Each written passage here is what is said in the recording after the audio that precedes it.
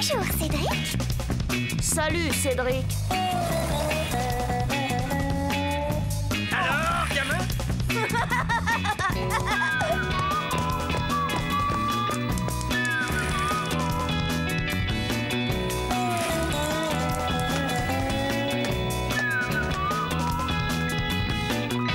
Quelle vie on mène tout de même quand on a 8 ans.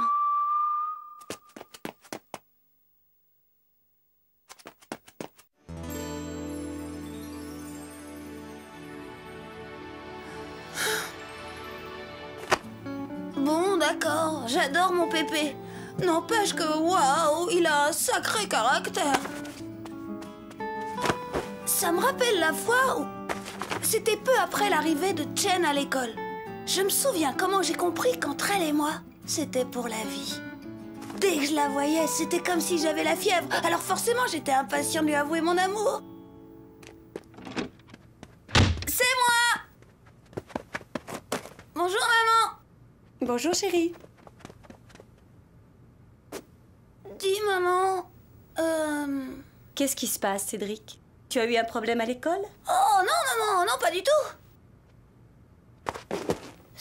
Oh. Mais voyons, bien sûr, mon chéri. Je me suis toujours demandé si maman avait vraiment tout compris tout de suite. Difficile à dire. Moi, en tout cas, je me disais qu'il était quand même encore un peu tôt pour annoncer mon prochain mariage. L'erreur, c'est d'avoir oublié Pépé. Lui était bien trop malin pour ne pas deviner tout de suite. Et le lendemain, ça n'a pas raté. C'est maman qui me l'a raconté plus tard.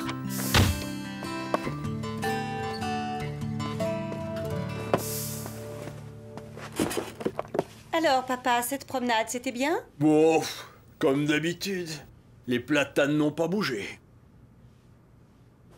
Et le vendeur de carpettes n'est pas encore là? De tapis, papa. S'il te plaît, arrête là, tu veux? Ouais. Y'a que la vérité qui blesse. Et le gamin? Pas rentré, lui non plus? Il est dans sa chambre. Il aide une amie à faire ses devoirs de français. Une amie? Dans sa chambre? Eh ben, bravo, et tu laisses faire. Voyons, papa. Qu'est-ce que tu vas imaginer? Elle et ses parents viennent d'arriver dans le pays. Elle a besoin d'aide. Il n'y a vraiment pas de mal à ça. Ouais, quand même. Sacré gamin. Le coup des devoirs, pas mal. Pas mal du tout.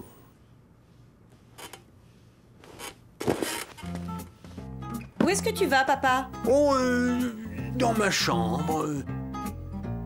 La fenêtre, oui, la fenêtre, j'ai oublié de la fermer.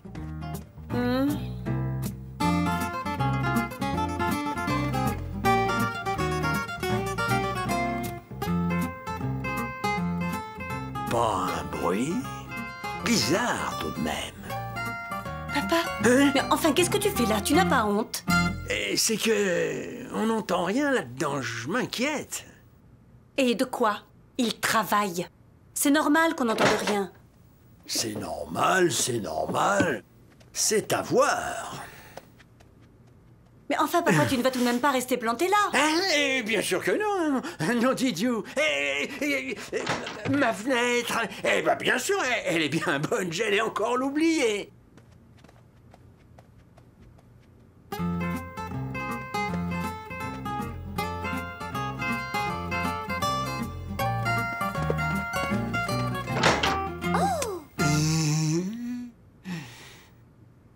C'est ton papa? Ça, non. Lui, c'est mon grand-père. Bonjour, honorable grand-père. Moi, je suis Chen. Chen. Très joli, Chen. Et bonjour, Chen. Ouais.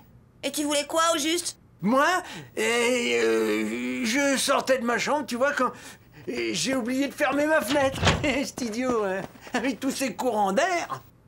Il nous espionnait, oui. Sans compter qu'il avait tout gâché, Pépé. C'est vrai, quoi. Depuis le temps que j'attendais ce moment. Moi, seule avec Chen, j'avais bien l'intention de lui déclarer mon amour.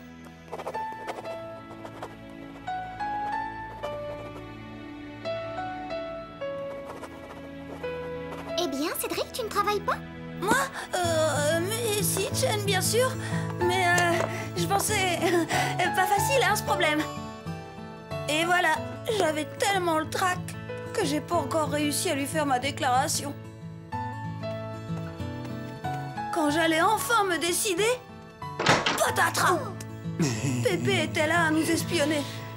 Oh, mais ça n'allait pas se passer comme ça. Bien sûr, pas question de régler mes comptes devant Chen. Merci, Cédric. Mais non, vraiment pas la peine de me raccompagner. Au revoir, madame. Soyez remerciée de votre hospitalité. Au revoir, Chen, et reviens quand tu veux. À demain à l'école, Cédric. Et merci pour ton aide. Ah, et dis à ton grand-père que j'étais très heureuse de le rencontrer, par hasard. Par hasard, tu parles. Sûr que Chen n'était pas dupe. Oh, il allait m'entendre, le pépé.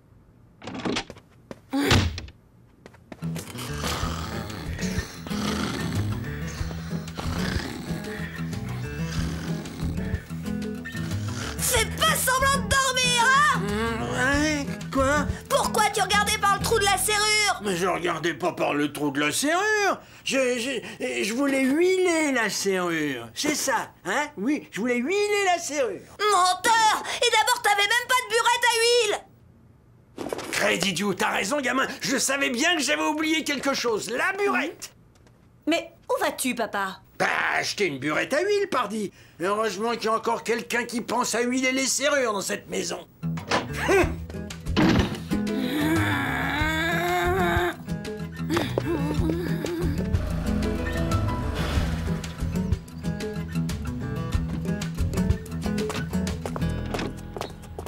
Vous sortez, beau papa? Ne me dites pas que vous avez enfin décidé de vous retirer à l'hospice. Figurez-vous que je vais faire une course urgente. Une course dont je me passerais bien si mon cher Jean s'occupait un peu mieux de son foyer. Oh, Huiler les serrures, quel menteur! J'étais bien décidée à me venger. Mais, comme dit Pépé lui-même, la vengeance est un plat qui se mange froid. Le moment est venu un peu plus tard, quand j'étais en vacances. le beau papa bien-aimé. Elle a décidé de faire la grasse matinée, sa retraite l'épuise. Il a pris son petit déjeuner il y a déjà un moment, et puis il s'est enfermé dans la salle de bain. Encore? Je suppose qu'il va encore sortir sur son 31, comme tous ces derniers jours.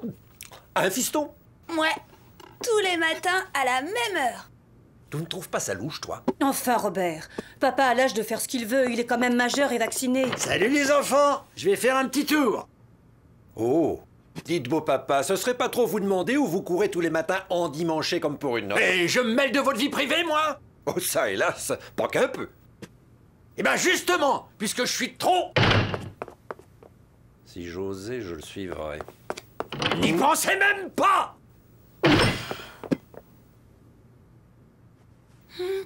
Moi aussi, après tout, j'ai bien envie d'aller prendre un peu l'air.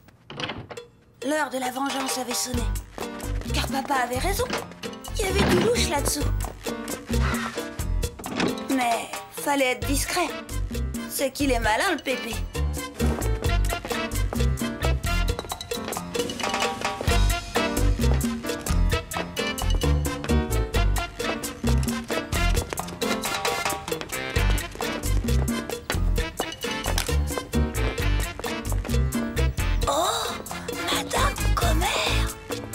Bonjour, bonjour, Madame Commère.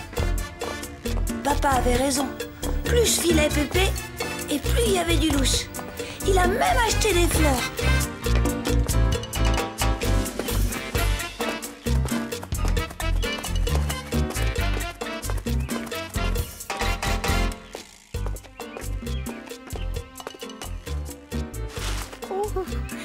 Oh, il ne fallait pas. Oh!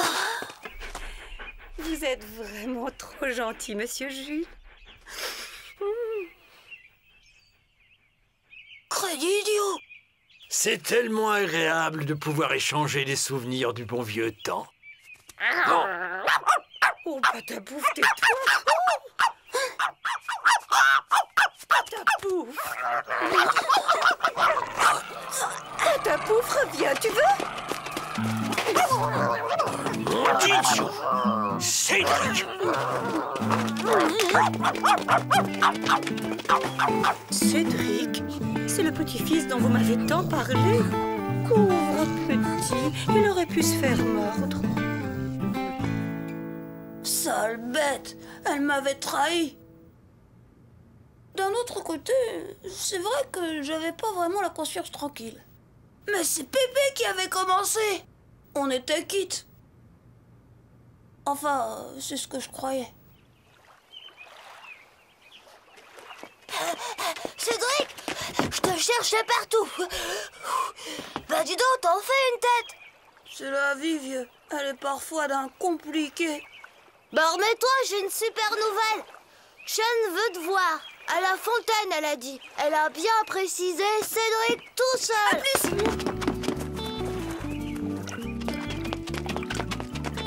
Chen, ça y est, je suis là. Tu voulais me voir? Eh bien oui, j'avais envie qu'on se promène un petit peu, tous les deux, comme ça, pour s'amuser. Chen s'était décidé à m'avouer son amour, c'était sûr. Ça allait être le plus beau jour de ma vie. Sauf que... Mais Cédric, c'est ton grand-père? Ouais.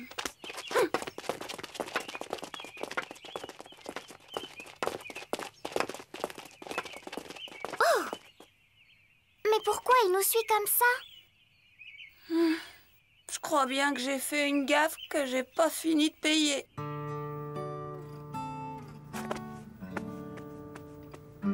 Évidemment, Pépé nous a pas lâché les baskets pendant toute la balade. Alors, pas question pour Chen et moi de nous déclarer notre amour. Dans toute cette histoire, j'ai au moins appris une chose. Pas la peine d'essayer de jouer au plus fin avec Pépé. Il est bien trop malin.